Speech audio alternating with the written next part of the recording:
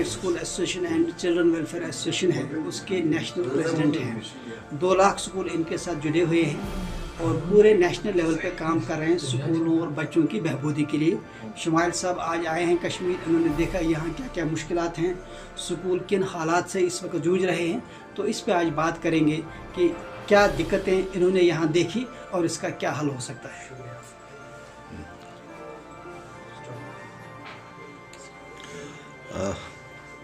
Private schools and children welfare association का मैं national president हूँ, सैयद शुमाइल अहमद, और हमारे एसोसिएशन से पूरे हिंदुस्तान में 2 लाख से ज़्यादा स्कूल्स जुड़े हुए हैं।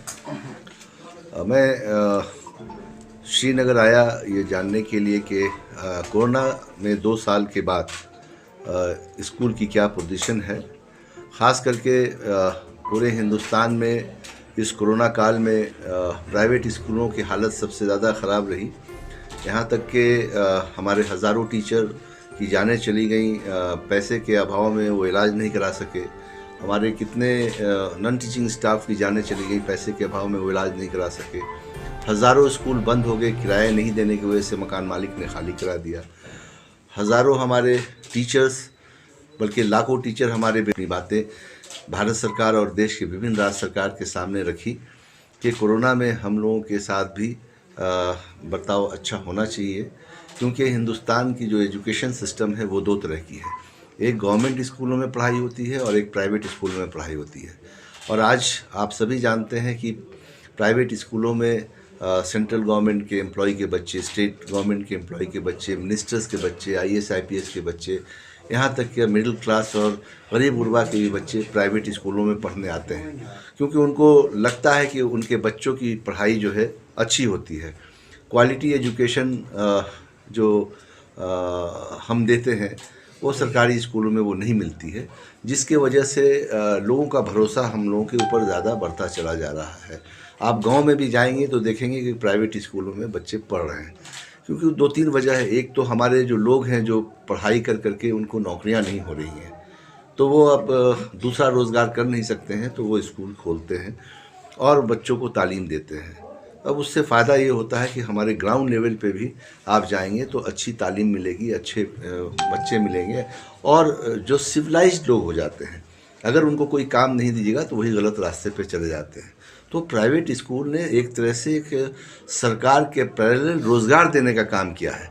हमारे लाखों करोड़ों टीचर्स और नॉन टीचिंग स्टाफ इस हिंदुस्तान में काम कर रहे हैं और एजुकेशन दे रहे हैं। आज प्राइवेट स्कूलों की वजह से आज हिंदुस्तान का नाम विश्व के मानचित्र पे नंबर 1 पे है, क्योंकि हमारे बच्चे जाके अमेरिका, इंग्लैंड और ऑस्ट्रेलिया में जा कर के अच्छा कर रहे हैं। हमारे बच्चे जाके वहाँ टॉप कर रहे हैं। और अगर उनका बैकग्राउंड आप देखेंगे तो 99.9% बच्चे हमारे प्राइवेट स्कूल के होते हैं। आज जम्मू एंड कश्मीर के बच्चे प्राइवेट स्कूलों में जो पढ़ रहे हैं वो स्टेट का नाम रोशन कर रहे हैं, पूरे हिंदुस्तान का नाम रोशन कर रहे हैं, क्योंकि वो उनकी पढ़ाई अच्छी हो रही है। आज क्यों नहीं सरकारी स्कूलों में जो गवर्नमेंट एम्प्लॉई अपने बच्चों को भेजते हैं पढ़ने के लिए? आप सर्वे करेंगे तो 99.9% सरकारी स्कूल के टीचर के बच्चे प्राइवेट स्कूलों में पढ़ते हैं। क्यों नहीं सरकारी स्कूल के टीचर के बच्चे सरकारी स्कूल में पढ़ते हैं? क्योंकि उनको पता है कि क्वालिटी एजुकेशन उनके यहाँ नहीं है, हमारे यहाँ क्वालिटी एजुकेशन है। आज इस कोरोना काल में प्रधानमंत्री जी ने घोषणा की 2 लाख करोड़ रुपए के पैकेज का, जो कोरोना से इफेक्टेड लोग हैं। क्यों नहीं हमारे प्राइवेट स्कूलों का नाम उसमें दर्ज था? कहीं भी उस पूरे योजनाओं में प्राइवेट स्कूलों का नाम नहीं आया। इसका मतलब है कि प्राइवेट स्कूल चलाने वालों के लिए कहीं भी इस हुकूमत में, चाहे वो केंद्र सरकार हो चाहे राज्य सरकार हो, जगह नहीं है। जगह बननी चाहिए, क्योंकि मैं उनका काम कर रहा हूँ, मैं केंद्र सरकार का काम कर रहा हूँ, मैं राज्य सरकार का काम कर रहा हूँ, हम पढ़ाने का काम कर रहे हैं। आज सर्वे किया जाएगा तो भारत सरकार से लेकर के देश के विभिन्न राज्य सरकार के मंत्रियों के 100% बच्चे हमारे प्राइवेट स्कूल में पढ़ते हैं।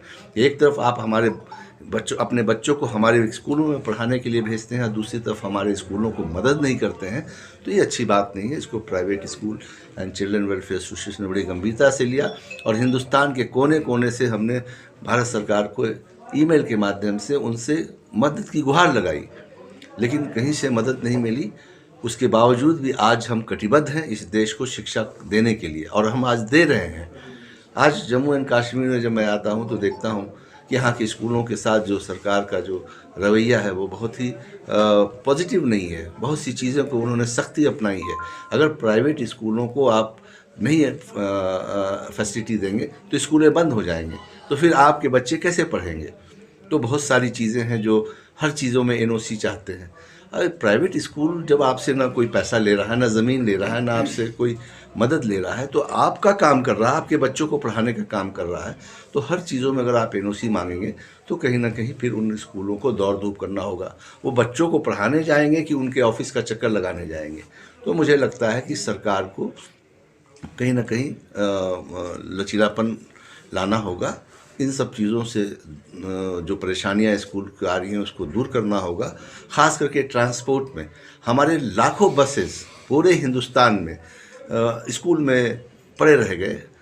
2 साल से उनके टायर ख़राब हो गए, डायनामो ख़राब हो गए, बसेस ख़राब हो गई, लेकिन उसके बावजूद भी उसके टैक्सेस लग रहे हैं, इंश्योरेंस लग रहे हैं, रोड टैक्स लग रहे हैं। ये सब चीज़ें सरकार को देखना पड़ेगा और आपको मदद करनी होगी अगर आप चाहते हैं कि देश की शिक्षा अच्छी हो, प्रदेश की शिक्षा अच्छी हो।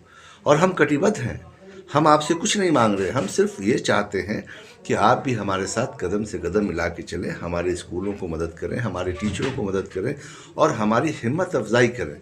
लेकिन अगर जिस तरह से आप कड़ाई करेंगे तो नेचुरली फिर लोग स्कूल बंद करके दूसरे रोज़गार में चले जाएंगे, तो फिर वो नन्हे मुन्ने बच्चे कहाँ पढ़ने जाएंगे। आज के डेट में हमारे जम्मू एंड कश्मीर में लगभग 10,000 से ज़्यादा छोटे बड़े विद्यालय हैं और अगर उन विद्यालयों में लाखों बच्चे पढ़ रहे हैं, अगर उन बच्चों के साथ अन्याय होता है, उन बच्चों के स्कूलों के संचालकों के साथ अन्याय होता है, उन बच्चों के स्कूलों के टीचरों के साथ अन्याय होता है, तो फिर कैसे हम शिक्षा दे सकेंगे। आज पूरे देश में कई राज्यों में हमने अपने एसोसिएशन के माध्यम से डिमांड किया कि स्कूल्स को फेवर किया जाए। कई जगह हम लोगों को रिलैक्स मिला है।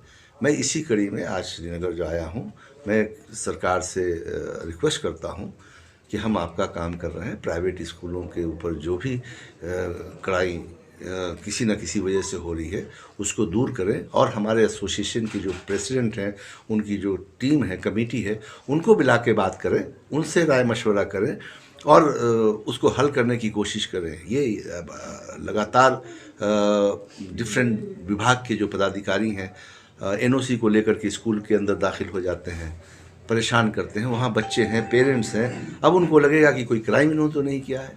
पदाधिकारी एकाएक स्कूल में चले जाते हैं। अगर आपको कोई दिक्कत है आप एसोसिएशन ऑफिस में ख़बर करिए कि भाई इस इशू पे हम बात करना चाहते हैं, हमारे प्रेसिडेंट यहाँ हैं, हमारे ऑफिस बेरर यहाँ हैं, वो बात करेंगे और सरकार के साथ डायलॉग होगा।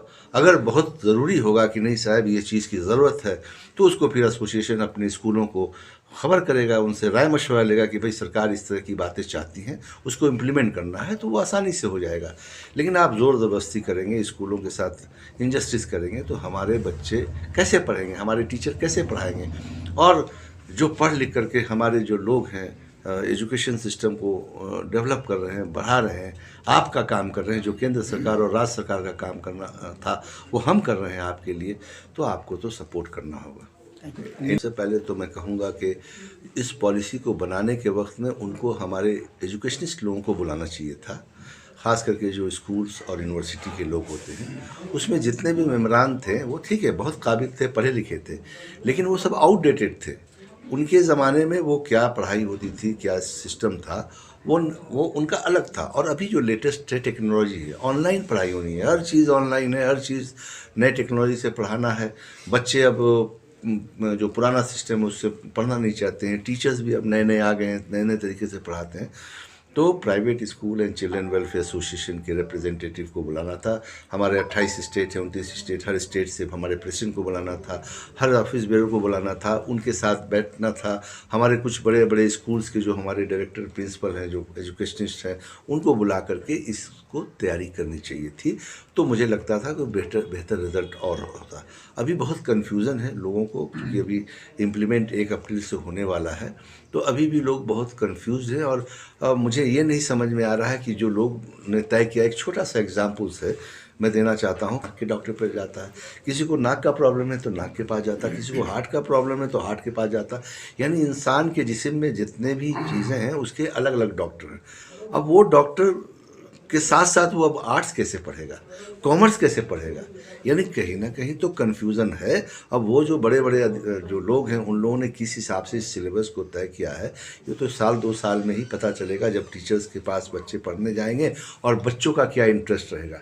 आज हम जानते हैं कि नीट का एग्ज़ामिनेशन होता है तो पूरे हिंदुस्तान के बच्चे नीट की तैयारी करते हैं, आईआईटी की तैयारी जेई की करते हैं तो पूरे हिंदुस्तान के बच्चे जेई की तैयारी करते हैं। और टीचर का भी माइंड सेटअप है कि मुझे इनको फिज़िक्स केमिस्ट्री मैथ्स पढ़ाना, इनको फिज़िक्स केमिस्ट्री बायोलॉजी पढ़ाना। लेकिन अब तो टीचर को खोजना पड़ेगा ना, वो एक टीचर अब कहाँ से, वो आर्ट्स भी पढ़ाएगा, साइंस भी पढ़ाएगा, कॉमर्स भी पढ़ाएगा। तो शायद मुझे लगता है कि ये न्यू एजुकेशन पॉलिसी से पढ़ाई और महंगी हो जाएगी, क्योंकि एक बच्चे को अब 3 तरह के टीचर से पढ़ना पड़ेगा। अभी ही इतनी पढ़ाई महंगी होती चली जा रही है। गवर्नमेंट के जितने कॉलेजेस हैं आप देखेंगे उनकी फ़ीस बढ़ती चली जा रही है।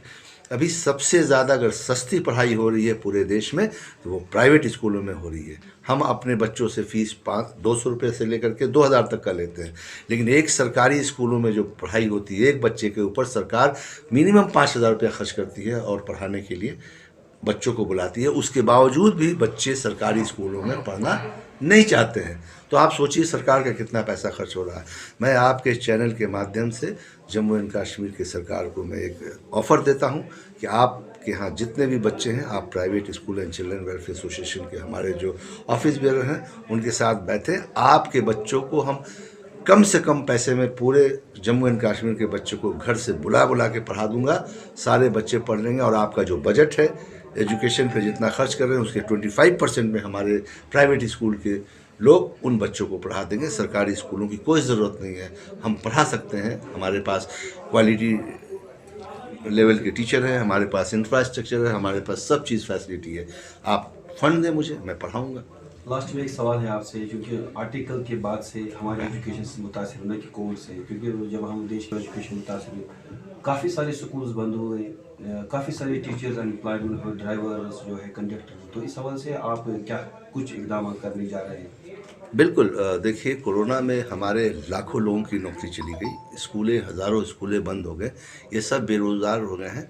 मैं आपके चैनल के माध्यम से मैं जम्मू एंड कश्मीर के गवर्नमेंट से रिक्वेस्ट करूंगा कि जो 20 लाख करोड़ रुपया जो कोरोना काल के लिए जो बजट बनाया गया था उनके बेनिफिट के लिए, उसमें से जम्मू एंड कश्मीर सरकार ज़रूर प्रधानमंत्री और मंत्रालय से मांग करे कि हमारे जो लोगों की नौकरियां चली गई हैं, जो बेरोज़गार हो गए हैं, स्कूलें बंद हो गए हैं, उसमें कुछ न कुछ एक स्पेशल पैकेज के तौर पे कुछ दिया जाए ताकि फिर से ये लोगों की ज़िंदगी नए ढंग से शुरू हो सके।